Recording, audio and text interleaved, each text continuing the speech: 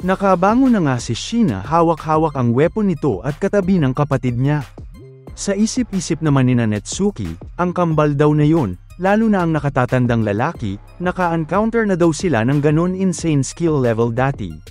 Nang masaksihan ito, inisip ni Amane na may naaalala siya dito. Nabahala silang lahat, pati na sina Toramaru at Mafuyo dahil ka-level nito ang mga order members na sina Negumo, Shishiba, Osargi, pati na ang kalaban na si Gako. Humarap naman ang lalaki sa kanila, at habang duguan na at nakahandusay ang mga lumaban dito, itatanong niya daw muli, sabihin daw nila sa kanya kung nasaan si Taro Sakamoto. Then, iiwan niya na daw sila.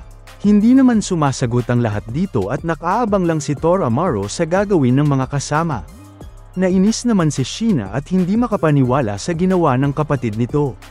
Sinunggaban niya ito at sinabing yun daw ang unang assignment nila, pero gusto lang nitong umatras matapos ang lahat ng yun. Pinagpuisan naman ito nang sabihin kung kaya naman daw mapag-usapan ng maayos. Hindi naman makapapayag si Sheena dun. Lalaban daw sila ng todo doon. Sinabi naman ni Netsuki na kalimutan na daw nila yon.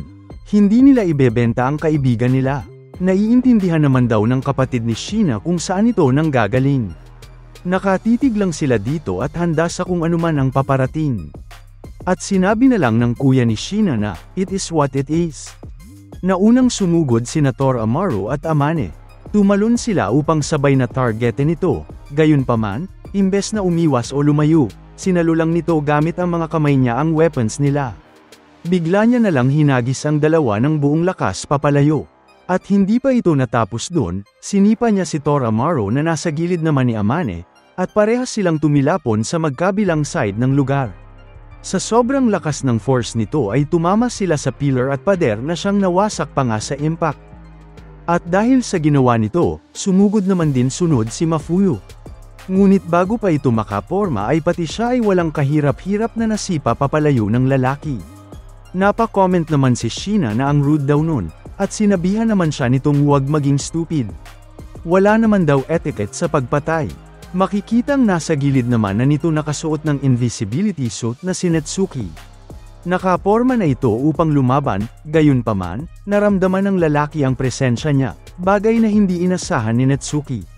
Giit ng lalaki, dapat daw ay burahin din ito ang tunog niya. Kaya naman, siya ang next na tinarget nito at pinabagsak. Hindi na nga nakapalagpas si Netsuki dito. At nang masaksihan ito, tinawag ni Kaji na freak ang lalaki. Hindi man lang daw siya pinagpapawisan kapag lumalaban. Dagdag pa dun, ni hindi man lang nagbabago ang tibok ng puso niya. Tinawag ng kuya ni Sheena na mga beast silang lahat. Paano daw nilang nagagawang sumugod sa kanya nang nasa ganong skill level? Kitang sugatan naman ang lahat kahit isang beses pa lang niyang sinugod ang bawat isa. Pagpapaliwanag pa ng lalaki, palagi daw siyang takot kapag lumalaban. Kahit gaano pa daw kasi magpursige sa pag-eensayo, kapag namatay ka, tapos na ang lahat. Napatanong naman si Toramaru kung bakit pa ito naging assassin kung ganun. Napaisip naman ito at nang sasagat na sana ay bigla na lang silang niretrat ni Sheena gamit ang gatlang gun niya. Tumalon ito at mula sa ere ay bumaril. Napakabilis naman umiwas ng lahat dahil doon. Giit niya, pwede daw ba at tigilan niya na yon? Sobrang tough daw ng kapatid nito, at walang makakapatay sa kanya. Pinapanghina niya daw ito dahil sa walang tigil niyang pagrereklamo. Humingi naman ng tawad ang kapatid nito dahil doon. Pagkatayo ni Sheena sa lapag, nagulat naman ito nang bigla na lang yung mag-crack at bumigay. Nabahala naman siya nang lumusat dito at mahulog papunta sa lower floor. Hindi nito inasahang sa pool siya babagsak. Nag-worry siya dahil hindi daw siya marunong lumangoy. Gayunpaman, dumiretso na nga siya sa ilalim ng tubig, at nahirapan siyang huminga sa ilalim. Hindi naman ito inasahan ng kapatid niya. Samantalang si Toramaru, sinabing yun na daw ang pagkakataon nila, kaya naman tumalon ito mula sa upper floor at sumunod na din si Netsuki. Nagulat naman ang kuya ni Sheena dun. Pero sa isip-isip ni Netsuki, wala na daw silang oras. Darating na kasi si Sakamoto at ang mga kasamahan nila doon in less than an hour. At alam nitong wala siya sa estado upang labanan ang mga yon. Kaya't kailangan nilang pigilan ito agad. Sabay silang sumugod ni Toramaru na nasa likod naman ni Sheena. Nagawa pa din ni Natsuki na maging invisible underwater, kaya naman hindi ito makita ni Sheena. Hirap itong hanapin siya at hindi niya din daw ito marinig sa ilalim ng tubig. Nairita tuloy si Sheena dahil hirap siyang kalabanin ito. Gayunpaman, to the rescue ang kuya nitong tumalon na din sa pool habang may daladalang weapon. Kalmado lang ito at nag-oobserba. Ilang saglit lang, nahanap niya ang invisible na si Natsuki. Hindi niya man ito nakikita, napansin niya ang bubbles na nangagaling dito. Kaya naman, bumwelo ito bago hinampas siya ng napakalakas mula sa likod. Bilang resulta, tumilapon ito papalabas ng pool kasama na din si Tor Amaro. Bumulwak ang napakaraming tubig mula sa pool at nahila na din paangat nito ang kapatid niya mula sa ilalim. Tanong lang niya, hindi daw ba nito matagpuan ang kalaban base sa mga bula? Halatang nabahala naman sina Tor Amaro na hindi nila na-maximize ang pagkakataon na yun. At habang hirap namang huminga pagkaahon, pinaliwanag ni Sheena na hindi niya daw mabuksan ang mga mata niya sa ilalim ng tubig. Pero payo ng kuya nito, kaya niya daw yun kung susubukan niya. At ngayong wala na silang lahat sa pool, muli namang naghanda ang magkapatid para sa mission nila. Si Natsuki naman ay halatang malala ang tama na tinamo. Dali-daling tumakbo papalapit dito ang sumunod na si Mafuyu, at tinanong kung okay lang daw ba siya.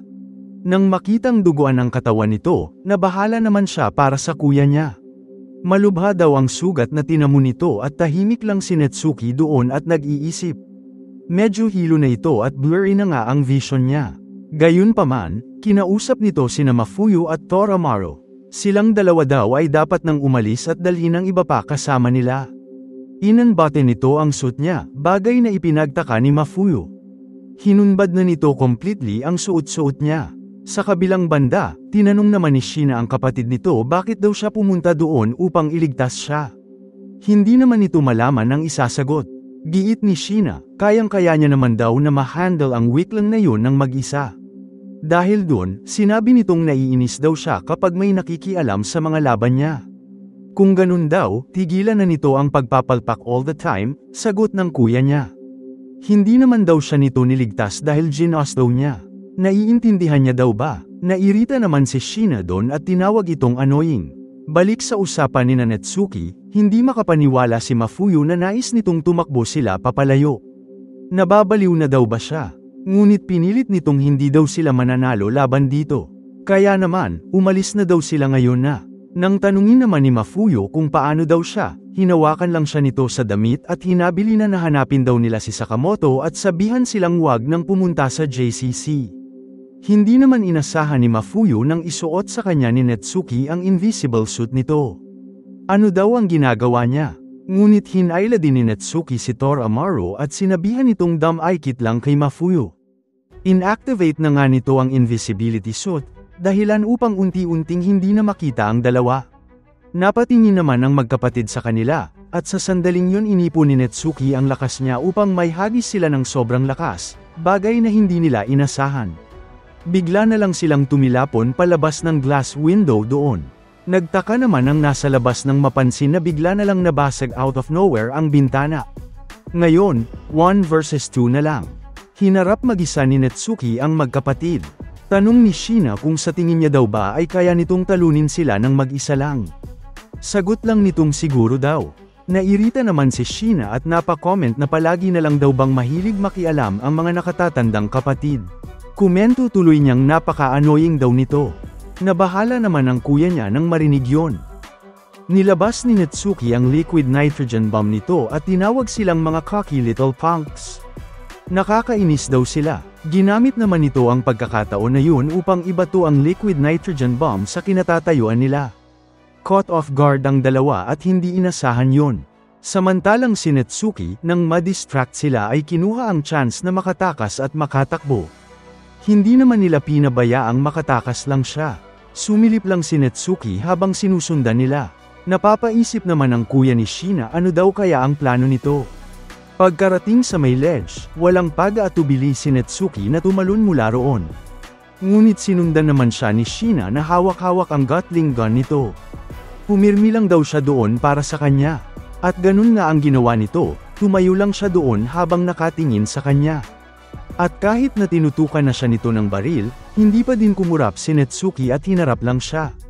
Natuwa naman si Sheena na sa wakas ay nahuli niya na daw ito. Dahil dun, kinalabit na nito ang gatilyo at pinakawalan ang napakaraming bala. Gayunpaman, walang tumama kahit isa kay Netsuki. Wika nito, alam daw ba niyang hindi niya ito mababaril mula roon. Nagtaka naman si Sheena at hindi makapaniwala paano nangyari yun. Natrap ang dalawang magkapatid sa isang tila hospital room doon, bagay na hindi nila inasahan. Nainis naman si Netsuki dahil ang transparent ICU daw na yun ay dapat protektahan si Sakamoto. Hindi niya daw inasahang siya pala ang gagamit nito. Habang nakakulong sa transparent na lugar na yun, napabilib naman ang kuya ni Sheena sa ginawa niya. Ngunit si Sheena, hindi papadaig at patuloy lang niretrat ang dingding nito. Nagbibiro daw ba siya at di naman ditong palabasan siya doon. Gayunpaman, ni hindi man lang tumatagos ang balang pinakakawalan niya palabas ng kwartong yun. Mula sa labas, sinabi ni Netsuki na hindi daw pwede. Ang pader na yun ay gawa sa special alloy. Imposibleng mabasag daw ang pader nito gamit lamang ang human strength. Kaya naman, gawan daw niya ito ng pabor at manatili lang doon at manahimik saglit. May pinindot naman siya sa may control panel, dahilan upang mag-emit ng tila electricity ang invisible room na yon. Inis naman sa loob si Sheena at pinagsisipa ang mga bagay doon. Isinumpa nitong wawasakin niya daw ang brat na yon. May device naman na ginamit si Netsuki upang masilip sila sa loob. At nakabantay lang siya sa labas nito habang hawak ang device na yun. Ang thermogram daw ay pinapakitang nag-cool off na unti ang kapatid ni Sheena. Halos di na kasi mabasa ang energy nito. Gayunpaman, mula sa visual display nito, makikita ang close-up na mukha ng lalaki. Napaisip tuloy si Netsuki ano ang nangyayari sa loob. Nakatayo lang ito doon at biglang lumapit ang kamay niya. Kinausap nito si Shiba at sinabing nagkamali daw siya doon. Siya na daw mismo ang nagsabi, natatandaan niya raw ba? Napaisip naman si Netsuki ano ang nasabi nito. At yun daw ay ang imposibleng masira ang pader noon gamit ang human strength. Kaya naman, pumorma ito gamit ang weapon niya, at sinabing ang kailangan niya lang daw gawin ay lampasan ang human strength at mawawarak niya na ito. Nabahala naman si Netsuki nang makita ang display ng energy nito. Napatanong tuloy siya anong klaseng energy daw ba yun. At hindi nagtagal, unti-unti na nga nitong nawarak ang pader ng invisible room na yon. Hanggang sa makagawa na siya ng butas kung saan ito tumagos at sumugod kay Netsuki. Sinakal niya naman ito sa leeg at hindi inexpect ni Netsuki yun. Inamin naman ng lalaki na meron lamang daw isang bagay na bumabagabag sa kanya. Tumingin ito sa kwarto na nabutas niya at tinanong, bakit daw ginawang transparent ang ICU na yon? Napamura naman sa isip si Netsuki habang hawak nito.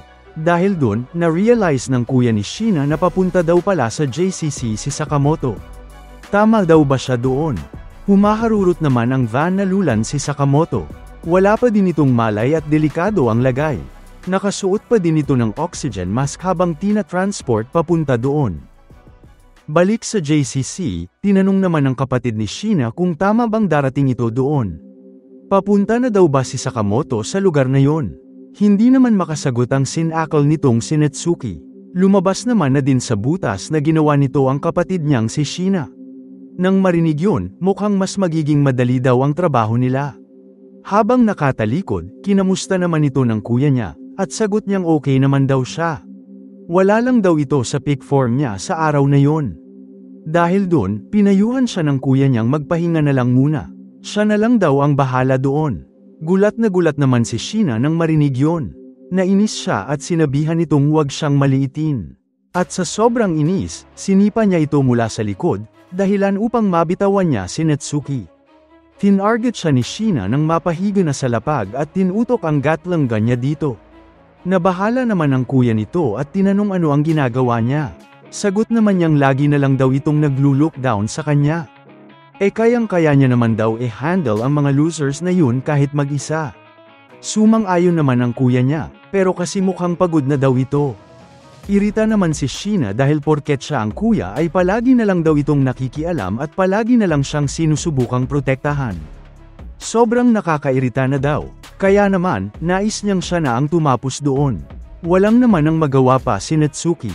Gayunpaman, bigla na lang nahiwa ang Gatling gun na tinutok ni Sheena sa kanya. Lumipad ang bahagi nito, bagay na hindi inasahan ni Sheena. May dumating na nagsabing naiintindihan niya daw. Nakakairita daw talaga ang mga kuya. At yun pala ay si Mafuyu na suot-suot ang invisibility suit ni Natsuki. Humarang siya sa harap nito upang protektahan ang kuya niya. Nagulat naman si Natsuki at tinanong kung stupid daw ba ito. Bakit daw bumalik pa siya doon? Giit naman itong may na-realize daw siyang something. Hindi inasahan ni Natsuki yun, at sinabi ni Mafuyu na ang mga malalakas daw na taong nakapaligid sa kanya ay laging lumalaban upang protektahan ang iba. Nagulat naman si Natsuki sa statement nito. Sinipa na lang nito patalikod si Sheena na napaatras. Gayunpaman, komento nitong ang damdaw ng sinabi niya. Hindi nito matanggap na ang mga malalakas na tao ay laging nagpoprotekta ng iba. Aniya, ang tunay na malalakas na fighters daw ay hindi interesado sa ibang tao. Ganun ba? Tanong ni Mafuyu. Bahala daw siyang paniwalaan yun. Sinusubukan lang daw nitong maka-catch up sa lahat. Muli, sumugod naman si Mafuyu dito habang invisible siya, at sinabihan nitong huwag paarang-harang. Hindi naman nakaiwas si Sheena dito at tinamaan sa katawan. Nairita siya dahil panira daw ang invisibility suit nito. Mahirap daw kung ang nakasuot nun ay ang taong kayang gumalaw. Hindi naman ito makita ano ang kinikilos o ang next move ng kalaban. Kaya naman, nilabas nitong muli ang weapon niya at transform ito sa hammer mode. Naging sobrang laking martilyo itong, hinampas niya ng sobrang lakas sa lapag sa sobrang inis. Hinamon niya itong sumugod sa kanya. Kaya naman, hinubad na nito ang invisibility suit, at sumugod sa kanya physically. Sa wakas ay nakita na siya ni Sheena.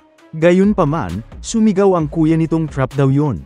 At totoo nga, may hinampas ito sa kanya, dahilan upang mapasok ka siya ng dugo. Hindi naman ito inasahan yun at napagbagsak. Nagtago pala ng mga bato sa loob ng tinali niyang invisibility suit si Mafuyu. Aniya, naloko niya daw siya. Binuksan niya naman ito at nilabas ang mga batong nilagay niya. At kahit si Natsuki ay napabilib na nagtago ito ng ganun sa suit. Hindi nito mapaniwala ang naisip yun ng kapatid niya on his own. Sa kabilang banda, nabahala naman ang kuya ni Sheena para dito. Nakadapa na kasi ito sa lapag. Kinausap naman ni Mafuyu si Natsuki at pinakiusapan niya na daw sina Amane at ang iba pa napuntahan si Sakamoto. Sa ngayon, umalis na daw sila doon. Sumangayon naman ang kapatid nito na ang nasa isip ay, lumaki na daw talaga siya. Gayunpaman, pinatigil sila ng kuya ni Sheena. Nabahala naman ang magkapatid sa aura na ipinamalas nito. Habang nakaupo siya sa gilid ng katawan ni Sheena, sinabi nitong nais niya lang naman daw mamuhay ng mapayapa. Pero ano pa daw ang magagawa nito? Tinanong niya naman ang nakababatang kapatid ano daw ang ngalan niya. Sumagot naman si Mafuyu at nagpakilala sa kanya. Aniya, siya daw si Kippei. Ikinagagalak daw nitong makilala si Mafuyu. Hamon nito, tignan daw nila kung sino ang mas malakas. Hindi ba't parehas daw silang meron taong nais protektahan? Hindi naman nakasagot agad si Mafuyu doon. Lipat naman sa may highway, makikitang bumaba ng van sina Shin at Boiled at may mga kinalaban. Nainis si Boiled na ang JAA workers daw na yun ay kanina pa abala sa kanila. Sumang-ayon naman si Shin at kanina pa daw nagiintay sina Seba at ang iba pa. Sinabi naman ni Wutang na bilisan na daw nila at sumakay na muli. Nang muling bumiyahe, sinabi nilang kailangan nilang madala si Sakamoto sa isang ligtas na lugar agad-agad din. Sa loob, may nilabas namang parang mga stick si Atari sa kamay niya. Tinanong ni Lu ano daw ang ginagawa nito, at bakas sa mukha niyang hindi maganda ang resulta nun. Nabahala naman si Shin dahil dun. Nang tanungin ni Boiled ano daw ang problema, sagot nitong may nasense siyang hindi maganda. Ipinakita naman ang mukha ni Tanabata. Naglalakad ito sa gitna ng highway habang buhat-buhat sa likod niya ang kanyang gitara. May dumaan namang kotse sa gilid niya, at tinawag itong band guy nang nakasakay doon. Inanyayahan niya itong sumakay na. Hindi ba't papunta lang daw sila sa parehas na lugar? Lipat naman sa van ni Sakamoto, tinanong ni Kindaka kung may nararamdaman daw ba si Shin at sagot nitong oo. Nababahala si Boiled dahil mukhang hindi sila makakarating sa JCC sa point na yun. Nagbabala naman si Shin sa lahat na maghanda na daw sa pakikipaglaban. Paparating na daw kasi sila. Nang marinig yun, kinabahan naman si Kindaka at tinanong saan sila manggagaling. Bigla namang tumunog ang medical device sa loob ng van. Nakapag-detect ito ng abnormal radio waves. Dahil dun, nagulat naman si Aoi at nabahala. Sa unahan, hindi naman makapaniwala si Boyle sa nakita nito sa harap nila. Paparating na kasi sila sa may toll booth. At nakaharang doon mismo si Gozo na casual lang na may iniinom. Nag-warning naman na ang ETC card ay hindi daw nakakabit ng maigi. Komento ni Gozo, ang sarap daw nun, samantalang si Boyle, hindi inasahang makikita ulit ito. Ilang saglit pa, tumalon si Gozo at winasak ang windshield nila habang tumatakbo ang van. Dumiretso ito mismo sa nakahandusay na katawan ni Sakamoto sa loob, bagay na ikinabahala ng lahat. Napangiti naman si Gozo at hindi akalain na nagawa pa daw nitong makasurvive matapos ang tinamo nitong sugat. Gayunpaman, wala pa ding malay si Sakamoto. Mula naman sa gilid, sumugod si Shin dito upang sumuntok. Ngunit nagawa ni Gozo na makatalo ng sobrang bilis upang makaiwas. Nag-counter-attack ito at sinipa naman siya sa mukha, dahilan upang mapatilapon ito palabas ng likod ng van na nabuksan sa impact. Muntik na nga ding mahulog si Aoi doon. Sumigaw naman ito at kinabahan para kay Shin. Gayunpaman, sa hindi inaasahang pagkakataon, merong nakasalo sa kanya sa likod. Wika nito, kamuntika na daw siya. Sinabihan niya itong maging maingat sa susunod. Nagpasalamat naman si Shin dito ngunit tinanong niya sino daw ito. Balik sa van, nakatayo lang si Gozo sa kama na hinihigaan ni Sakamoto. Ginamit naman ito ang ability niyang mamanipula ang kinetic energy, ngunit may kamay na bigla na lang lumitaw ng napakabilis sa harap nito. May sumugod dito at nginudngod siya palabas ng van. Yun pala ay si Kindaka. Napasigaw naman si Boyle nang mapansin na tumalon si Kindaka mula sa van. Dumiretso ang dalawa sa isang tumatakbong kotse sa gilid nila. Napansin naman ni Gozo na ang bilis daw nito, sabay tawag sa kanyang old man. Giit naman nitong, hindi niya daw pwedeng hayaan na maungusan siya ng mga nakababata. Ang driver pala ng kotseng pinag-land-in nila ay kay Torres. Nainis naman ito nang makita sila doon at hiniling na bigyan daw nila siya ng break. Napamura ito dahil kotse niya daw yun, sabay hinanda ang sandblaster nito upang targetin si Kindaka. Hindi naman inasahan ni Kindaka yon. Napigilan naman ito nang biglang may tumama sa kotse nila, ang kotseng nagsakay din kay Tanabata. Biglang dumaikit sa gilid nila ang truck na sumagip naman kay Shin. Tinanong ni Shin kung okay lang daw ba si Kindaka. Napatingala ito at sinabing oo daw. Ngunit tinanong nito ano ang gagawin niya. Ang truck pa lang kung nasaan si Shin ay isang water tank pump. Tinusok ni Shin ang tubo mula dito sa bintana ng sasakyan ni Torres, sabay nagpakawala ng tubig sa loob nito na siyang nag-leak palabas ng mga cracks nito. Sa loob, napuno naman ng tubig ang kotse, dahilan upang mahirapan sa paghinga sina Tanabata at Torres. Tanong nito, ano daw ang nangyari ngayon lang? Nilabas naman ni Tanabata ang gitara niya at nag-drop D ito. Bilang resulta, nawasak at natanggal ang itaas na bahagi ng kotse. Bumulwak na tuloy ang tubig palabas nito. Samantala, magkasama na sina Shin at Kindaka. Giit ni Kindaka, nagsisimula na daw kumilos si Shin na parang si Sakamoto. Natawa naman si Shin dahil sinabi din daw ni X yun sa kanya. Sa kotse naman ni Torres, sinabi ni Gozo na nakakuha daw ito ng isang magandang car wash, siguro ay hindi ito ganun dapat magalit. Sagot naman nitong ang wash daw ay meant para sa labas at hindi sa loob.